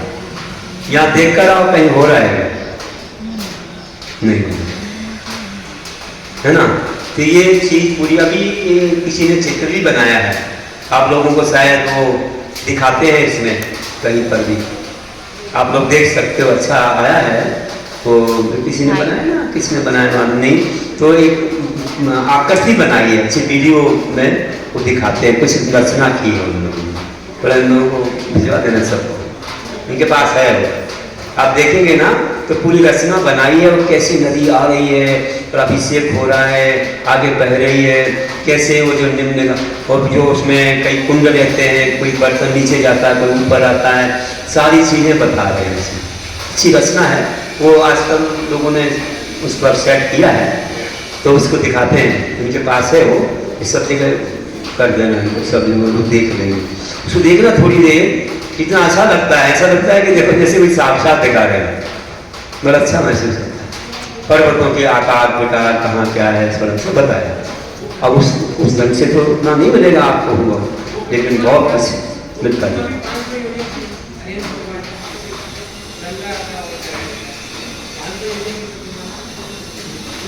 ठीक है, होगी बहुत विशाल, इतनी बड़ी नदी गिरेगी तो।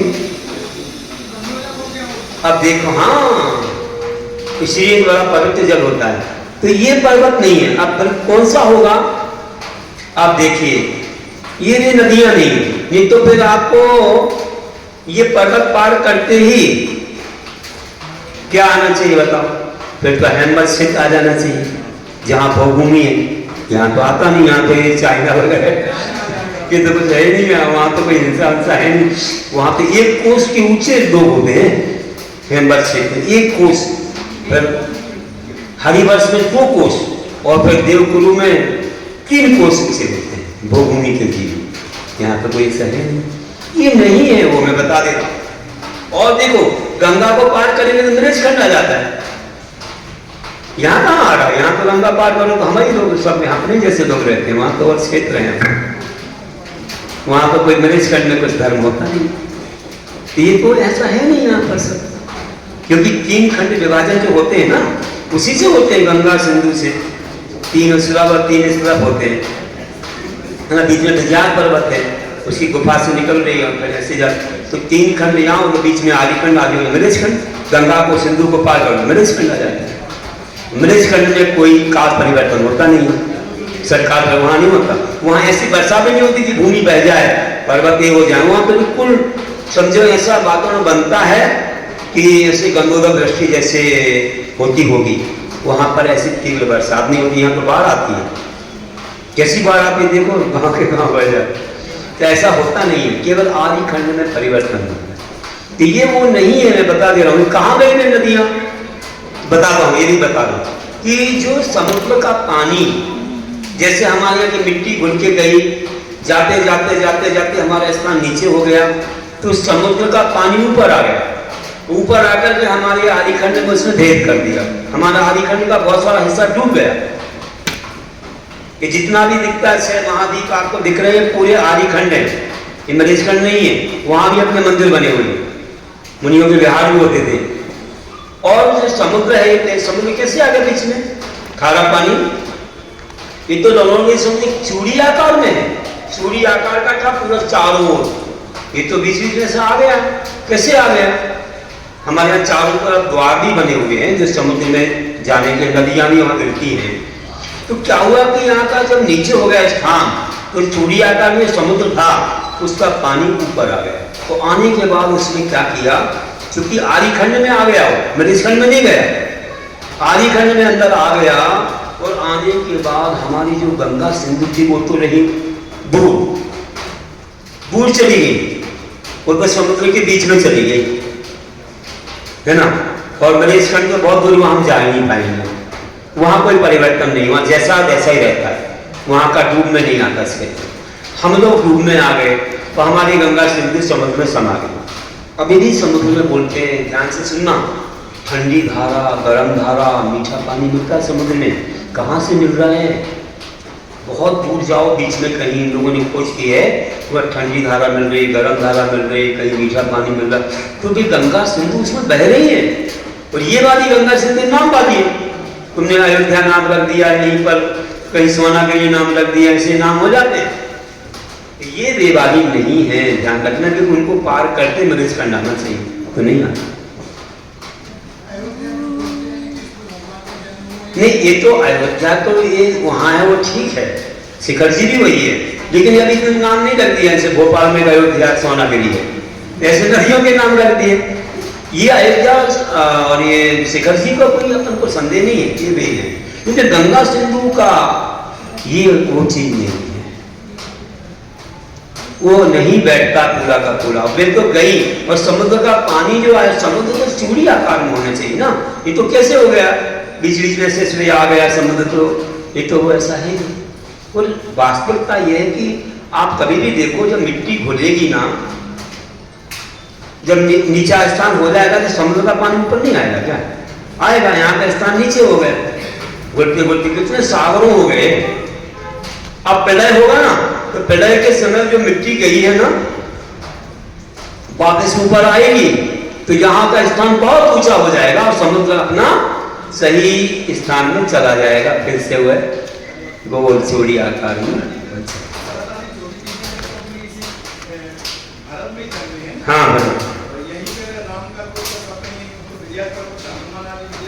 वे इसलिए आते थे कि चौथे काल में हमारे यहाँ का आयु उससे एक था, इक्वल था, सब कुछ वैभव आयु उससे मिलता जुलता था, तो यहाँ के रहते थे। अब जब यहाँ बदल गया सब, हम लोग तो छोटे हो गए, वायु से छोटा हो गया, और वहां पर नहीं हुआ, तो वे लोग नहीं आते आगे, गुजरात पर्वत की रहे, यहाँ नहीं आए। चौथे काल में ऐसा होता वातावरण, तो आते। हमारी काया तो नीचे हो गई, तो ऊंची काया वाले है, वहां का वैभव अलग। तो ऐसा थोड़ा बहुत दिमाग में बैठा है कि नहीं बैठा है? तो बता रहा हूं कि गंगा सिंधु वे नहीं है, नहीं तो वैसा यहाँ दिख नहीं रहा है, ना तो पद्म तालाब दिख रहा है, ना तो वहाँ कोई अनंत की प्रतिमा पर गिरा वो दिख रहा है, ना ही उसके पार जाओ तो आपको कोई मधेशखंड आ रहा है, तो ये वे नहीं है। अभी तो जाओ तो 100 बह रहा है उसमें, इतने 100 छोड़ते हैं लोग, इससे गंदगी, और नदियाँ सुरक्षित है, लेकिन वो इतनी गंदी हो गई है। मैं तो निकला हूँ वहाँ से, सब लोग ऐसे मुर्दे डाल देते हैं उसमें, ऐसे कुत्ते गीगर, ऐसा गंदा हो गया है। अपना आते वाला बात है, लेकिन चलिए जल्दी कर दो, देखो अपना समय हो गया, थोड़ा थोड़ा संक्षेप में करता हूँ। चलिए अब आगे भरत क्षेत्र का विस्तार, थोड़ा दिमाग में जाओ, आप स्वयं सोचो। अब थोड़ा दिमाग में है कि समुद्र के बीच में हमारा पोदनपुर भी गया, समुद्र में बहुत सारे क्षेत्र चले गए, मथुरा और भी कई, तो समुद्र में नीचे डूब गए। और ऐसा मैलापुरम भी तमिलनाडु में उसकी प्रतिमा लेके आए थे, द्वारिका चलेंगे, कैसे होना ही है। आगे आगे धीरे धीरे समुद्र का पानी ऊपर बढ़ेगा तो कई डूब में आएंगे, इससे समुद्र किनारे रहना नहीं चाहिए। ये लोग सब पांडिचेरी और मद्रास और सूरत में जो रह रहे हैं ना, ये ये लोग बॉम्बे जाम्बे में बहुत खतरा है, किस समय पानी एकदम ऊपर आ जाए सब चले जाने चाहिए, इसलिए यहाँ में अच्छा है, यहाँ गड़बड़ शड़बड़ नहीं है, अपन सुरक्षित है बीच में, लोग बाल में बुला वही बंदे सब लोग नहीं आ जाए। अब आगे पहले भारत क्षेत्र का भरता षड्विंशति पंचयोजन सद्विस्तार षट्चैकोन विंशति भागा योजनस् भरता षड्विंशति पंचयोजन सद्विस्तार षट्चैकोन विंशति भरता भारत क्षेत्र षड्विंशति पंचयोजन सद्विस्तार 526 योजन विस्तार वाला और योजनों से एक योजन के एकोन विंशति भागा 19 भागों में से 6 भाग अधिक है, मतलब 526 से 6/19। अब आगे कहते हैं तद द्विगुण द्विगुणा विस्तारा वर्ष और वर्षा विदेहांता तद्विगुण द्विगुण विस्तार वर्ष वर्षा विदेह क्षेत्र पर्यंत विदेहांता विदेह क्षेत्र पर्यंत के वर्ष पर्वत और क्षेत्र तक द्विगुण द्विगुणा वर्ष क्षेत्र से दूनी दूनी विस्तार वाले हैं। उत्तरा दक्षिण तुल्या दक्षिण तुल्य उत्तर के अलावा क्षेत्र से लेकर नील पर्वत तक जितने क्षेत्र पर्वत हैं वहां से अंत से बढ़ते हुए विदेश क्षेत्र के पास तक वे उनका विस्तार दक्षिण तुल्या, जैसे दक्षिण क्षेत्र के पर्वत आदि हैं वैसे ही हैं, यहाँ से बढ़ते हुए और वहां से घटते हुए या 11 क्षेत्र से बढ़ते हुए दक्षिण तरफ, हम उत्तर तरफ बढ़ते हैं वे दक्षिण तरफ तो समान है। फिर आगे कहते हैं भर्तुरावा त्रियोर बद्धि राशौ षष्ठ सम्याभ्याम मुस्सर्पण वस्वप्नेभ्यः षष्ठ सम्याभ्याम मतलब 6 कालों से युक्त उत्सर्पण वस्वप्नेभ्यः मतलब उत्सर्पण और स्वप्न के द्वारा भर्तुरावतियों भरत और ऐरावत क्षेत्र में वृद्धि राशौ उनके उन जीवों की आयु ऊंचाई भोग संपदा आदि सुख आदि में घटती बढ़ती हुई चीजें पाई जाती हैं। तो देखिए उस स्वप्नी में बढ़ता है सब, अब स्वप्नी में घटता है। अभी हम लोग अवस्वप्नी काल में हैं, तो 10 घोड़ा कोड़ी सागरोपम का एक स्वप्नी उतना अवस्वप्नी होता है, 20 घोड़ा कोड़ी सागरोपम को एक कल्प काल बोलते हैं, ऐसा पूरा है। तो पहला काल जो था जिस अवस्वप्नी काल में जैसे पहले भोगभूमि थी उत्तम भोगभूमि, तो वहाँ 4 घोड़ा कोड़ी सागरोपम का वह काल था पहला, फिर 3 घोड़ा कोड़ी पर दूसरा और 2 घोड़ा कोड़ी सागरोपम का तीसरा और चौथा काल 42,000 वर्ष कम 1 घोड़ा कोड़ी सागरोपम, पंचम काल 21,000 वर्ष का और छठा काल 21,000 वर्ष का, सब मिलाओ तो 10 घोड़ा कोड़ी सागरोपम हो जाता है। तो हम लोग अभी घटते आए, पहले 3 कोस की ऊंचाई थी, 3 पद की आयु पहले भोगभूमि, दूसरी में 2 कोस 2 पद, तीसरी में भोगभूमि में 1 कोस 1 पद की आयु, चौथे काल में पूर्व कोटि की आयु, पूर्व कोटि वर्ष की आयु, और पंचम काल में 120 वर्ष की आयु, छठे काल में 20 वर्ष की आयु। ऐसे आयु भी बढ़ती है, उससे भी कहाँ 5.25 चौथे काल 5.25 वर्ष उसका शरीर। आज भगवान महावीर में 7 हाथ की काया, अब धीरे धीरे कम हो गई और छठवें काल में 1 हाथ की बचेगी और फिर उस छठवें काल में फिर बढ़ेगी आगे, वैसे ही जैसे घटा है वैसे आगे बढ़ेगा। तो इस तरह से जान लो। और इसके बाद कहते हैं एक द्वितीय पल्लुपम स्थिति हेमवतक हारी वर्षक दैव कुरुप का हा एक द्वितीय पल्लुपम स्थिति हेमवतक हारी वर्षक दैव कुरुप का हेमवत हरि और देव कुरु, जैसे हेमवत अभी भरत क्षेत्र में तो हेमवत आता है हरिवर्ष और देवगुरु पहले आता है। मैंने कहा था विदेश क्षेत्र के मेरु पर्वत के ऐसे उस ऐसे एक और ऐसे करके देवगुरु उत्तर को होता है। तो यहाँ पर क्या रहता है, यह भूभूमियाँ हैं, यहाँ पर शाश्वत भूभूमि है, वहाँ बदलता नहीं है कुछ भी। यहाँ पर 3 काल भूमि 3 काल कर्म, वहाँ पर नहीं बदलता, वहाँ जघन मध्यम उत्कृष्ट ऐसे ही। तो वहाँ पर 1 पल 2 पल 3 पल की आयु वाले मनुष्य त्रियांश होते हैं। एक पूर्व कोटि कितना होता है? 7 नील 5 खरब 60 अरब वर्ष प्रमाण एक पूर्व कोटि, एक पूर्व कोटि आयु एक होती है। और आगे कठोत्तराः, उत्तर के क्षेत्र के मनुष्यों और त्रियांशों की आयु हेमवत आदि क्षेत्रों की मनुष्य की रंच के समान होती, मैंने बता दिया उस तरफ जो और आगे विदेशु शंखे कालाहा, विदेश क्षेत्र में मनुष्यों और त्रियंच की आयु संख्यात वर्ष की होती, जैसे यहाँ पर फूलकोटी है ना, और वहाँ 500 धनुष की काया 1 करोड़ वर्ष की, पूरे 2 करोड़ फूल वर्ष की आयु। फिर कहते हैं भरतस्य विष्कंभो जम्बूदीपस्य नवति सद्भागा, भरतस्य विष्कंभो जम्बूदीपस्य नवति सद्भागा, भरतस्य विष्कंभो जम्बूदीपस्य नवति सद्भागा। भरत क्षेत्र का विष्कंभ मतलब क्षेत्र का विश्वास जो है वह जम्बूदीप जो है उसके 90 सद्भाग 190वां भाग है। 190 भाग करो तो 190वां एक भाग करना है, तो 526 से 6/19 ही बैठता है। दुर्धात की खंडे। अब हम पहुंच जाए कहाँ पर, जम्बूद्वीप से आगे गरुड़ समुद्र से भी आगे क्या आ गया है, क्या आ गया, धात की खंड द्वीप आ गया। तो उसमें क्या है, चूड़ी के आकार का है, तो ऐसी तिरछी तिरछी रचना है और बीच में पर्वत आ जाते हैं और वहाँ पर ये रचना होती है। तो कहते हैं कि धात की खंड नामक दूसरे द्वीप में क्षेत्र कुलाचल मेरू नदी आदि समस्त दूने दूने हैं, दूनी व्यवस्था है। यहाँ एक मेरू तो वहाँ 2 मेरू पर्वत है, 2 भरत 2 यारा बता दिया।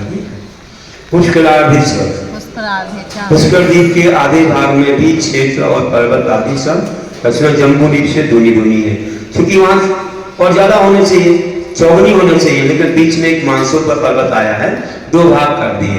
तो जितनी रचना धात की खंड द्वीप में उतनी ही रचना वहां पर है। एक यहाँ पर मेरू तो धात की खंड 2, पुष्कर में भी 2, तो एक द्वीप जम्बू, दूसरा धात की खंड और तीसरा पुष्कराल, पुष्कर का आधा, तो 2.5 द्वीप बोलते हैं, पंचमेरु बोलते हैं। तो पुष्कर कर दिया ना, पुष्कर आधे बोला हो गया। तो पुष्कर नदी नदी इतनी ही रचना है जैसे कि धात की खंड है। प्राण मानसोत्रान मनुष्य, हाँ देखो एक पर्वत जो आया है मानसूत्र पर्वत, जो कि पुष्कराल नदी के अंत में है, तो उसके पहले तक ही मनुष्य होते हैं, उसके बाद में 2.5 द्वीप तक ही मनुष्य होते हैं, उसके बाद मनुष्य नहीं पाए जाते हैं। असंख्य द्वीप समुद्र हैं, उनमें त्रियंच तो पाए जाते हैं, स्थावर भी पाए जाते हैं, विकलेंद्री नहीं होते हैं। मनुष्य नहीं होंगे, विकलेंद्री भी नहीं होंगे। कहाँ तक नहीं होंगे, ये स्वयंभू रमण द्वीप में बीच में पर्वत आया है, स्वयंभू पर्वत, वहां तक। उसके बाद में त्रियंच होंगे, मनुष्य को नहीं होंगे, लेकिन विकलेंद्री होंगे, 2 इंद्रिया लिए। तो ये जो जगन्य भूभूमि के समान होता है, भूभूमि में कभी विकलेंद्री नहीं होते, तो जगन्य भूभूमि के समान पूरी व्यवस्था रहती है। वहाँ के समुद्र में विकलेंद्री नहीं होते और जलचर जीव भी नहीं होते, जल बिल्कुल स्वच्छ रहता है, इसलिए वहाँ का जल लाते हैं, भगवान का अभिषेक करते हैं, कुछ छानना नहीं पड़ता। तो भगवान तो अभी मुनि बने नहीं, इसलिए उनको बिना प्राशक जल चल जाता है, लेकिन इसमें छानना इसलिए नहीं पड़ता कि जीव नहीं होते उसमें से। तो ऐसे और भूभूमि है, सो वहाँ पर कोई संयम भी नहीं होता, सम्यक दर्शन तो हो सकता है, फल फूल खाते हैं वहाँ के जीव। और फिर स्वयंभू रमण जो आ गया द्वीप, उसमें स्वयं पर्वत के आगे जो स्वयंभू रमण, वहाँ पर त्रियंच होते हैं और वहाँ विकलेंद्री भी होते हैं, वे मांसाहारी भी होते हैं, इसमें शाकाहारी भी होते हैं, और संयम भी ले सकते हैं। बीच में तो नहीं लेते थे, लेकिन वहाँ ले सकते हैं, क्योंकि इतना विस्तार है, डबल विस्तार वाले हैं, तो कितना बड़ा होगा वो द्वीप, सारे समुद्र द्वीपों के बराबर तो एक द्वीप है, वहाँ होते हैं। और आगे स्वयंभू रमण समुद्र के बाद 4 कोने पड़ते हैं, तो एक रोएजन, एक राजू का है पूरा मदलो, तब ऐसे गोल गोल होते गए। अब अंतिम जो समुद्र, उसके बाद 4 कोने पड़ेंगे ना, 4 कोने में जो स्थान है वह भी कर्म भूमि का है, वहाँ क्रेन्सी मात्र होती, इतने बड़ी बड़ी काया वाले क्रेन्स होते हैं, डबल डबल विस्तार में, तो बहुत ऊंची काया वाले बड़े बड़े क्रेन्स होते हैं और इतनी संख्या में होते हैं, स्थान के चारों कोनों का है कि अनुव्रत भी धारण करते हैं वे लोग, जाके स्मरण आदि से देवता भी जाके वो भेज देते हैं। तो ज़्यादा स्वर्गों की सीटें दे भरते, गुरु महाराज कहा करते थे कि स्वर्गों में ज़्यादा देव बनते थे, ऐसे जीव जाके बनते हैं, वे अनुवृत्ति हो जाते हैं और वे स्वर्गों में जाते हैं, क्योंकि स्वर्ग बहुत बड़ा है। हम लोग तो बहुत छोटे स्थान असंख्य द्वीप समुद्रों के बीच जम्बूद्वीप में कहाँ रह रहे हैं, और असंख्य द्वीप समुद्र पर्यंत स्वर्ग फैला हुआ है, पूरा एक राज्य में स्वर्ग फैले हुए हैं ऊपर के। कितना बड़ा स्वर्ग का स्थान, कितने देवता चाहिए, और 16 स्वर्ग हैं, कितने देवों की, असंख्यात देवों की जो सीटें, मतलब स्थान भरने वाले, क्रेन्सी भरते हैं, मनुष्य से नहीं भरे जाते, और वे अनुवृत्ति बन करके ऊपर जाते हैं तो अच्छे रिद्धिधारी देव बनते हैं। हमारे मनुष्यों को अनुवृत्ति बनने में बहुत पीड़ा होती है, और वे क्रेन्सी भी बन करके, क्रेन्सी भी अनुवृत्ति बन के ऊपर जाते हैं स्वर्गों में। इतनी ज़्यादा पूर्ति यहाँ से नहीं हो सकती। गुरु महाराज बहुत बार कहा करते थे। हाँ, तो उसमें दोनों प्रकार होते हैं ना, लेकिन शाकाहारी होते हैं वे अनुव्रत धारण कर करके ऊपर जाते हैं, बहुत संख्या चाहिए ऊपर के लिए, क्योंकि भूमि के जो जीव जाएंगे दूसरे स्वर्ग से ऊपर नहीं जाते, ये नियम है। और इतने सारे बड़े स्वर्ग हैं, उनमें आप कौन जाएगा? रिद्धिधारी देव बनना है, इतनी सीटें पूरी करना है, तो उनसे होती है। चलिए, बहुत विषय बड़ा है, आपको समय हो गया है, चलो। हाँ, कहते हैं आर्या मलेच्छ शास्त्र, मनुष्य दो प्रकार के, आर्य और मलेच्छ। जो गुणी होते हैं और गुणी लोग जिनकी सेवा करते हैं, गुणों से, और मलेच्छ जिनमें कोई धर्म कर्म नहीं होता है, मलेच्छ कहलाते हैं। कहते हैं भर्तई रावत विदेहा धर्म, हाँ, धर्म भर्तई रावत विदेहा कर्म भूमि उन्नत देव कुरुत्तर कुरुत्तर। हाँ, समय हो गया ना, तो बहुत अब ऐसा लगे जल्दी छोड़। भर्तई रावत विदेहा कर्म भूमि उन्नत देव कुरुत्तर कुरुत्तर। पांचों मेरु संबंधी 5 भरत, 5 ऐरावत और देवकुल उत्तर कुल को छोड़कर 5 विदेह, इस तरह 2.5 द्वीप में कुल 15 कर्म भूमियाँ हैं। 5 भरत की, 5 ऐरावत, 2.5 द्वीप में ना, 5 भरत 5 ऐरावत। एक यहाँ है, तो बृहस्पति में 2 हैं, और एक यहाँ है, तो अब अपने जो है रात के खंड में 2 हैं, और पुष्कराल में 2 हैं, है ना। ऐसे ही ऐरावत भी है 5, देवकुल उत्तर कुल भी ऐसे ही हो गए कि एक यहाँ है, 2 वहाँ हैं, तो ऐसे 5, जैसे 15 कर्म भूमियाँ देवकुल उत्तर कुल को छोड़ करके विदेश में चले जाते हैं, कि जो देवकुल उत्तर कुल में तो उत्कृष्ट भूमि है, और आजू बाजू विदेश क्षेत्र है। तो ये विदेश, महाविदेह में 32 उपविदेह हैं, ऐसे विदेह। ऐसे इस तरफ 8 और इस तरफ 8, इस तरफ जैसे एक तरफ 8, एक तरफ 8, तो 16 हो गए, और ऐसे 8 और 8 16 से 32 हो गए।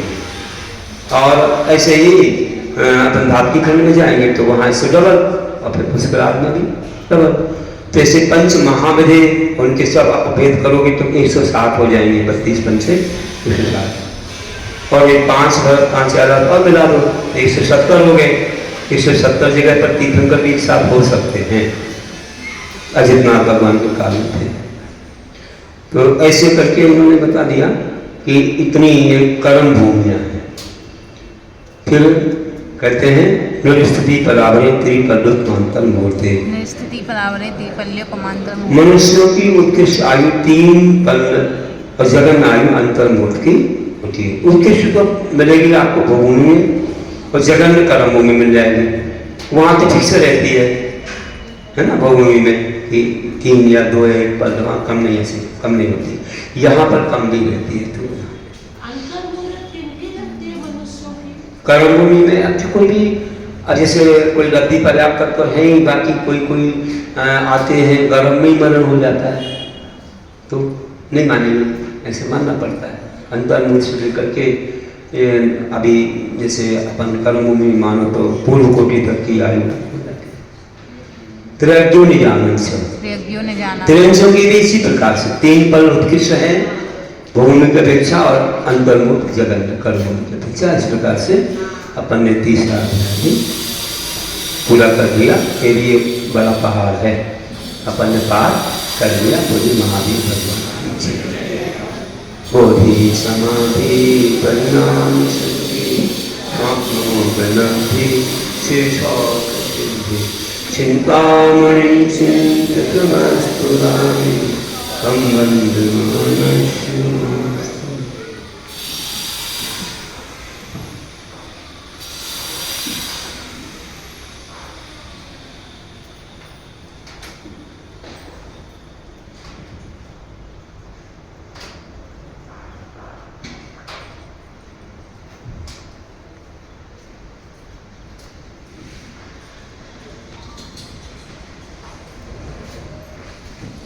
दर्शन